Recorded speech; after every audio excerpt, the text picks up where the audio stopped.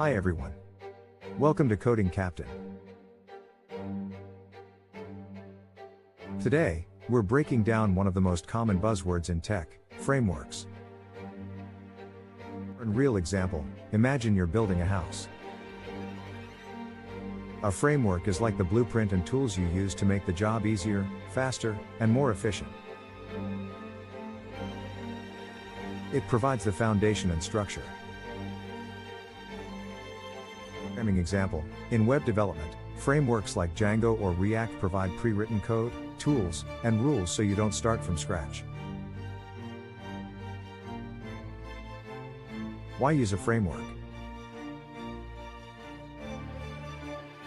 Here's why. 1. Saves time. 2. Reduces errors. 3. Encourages best practices.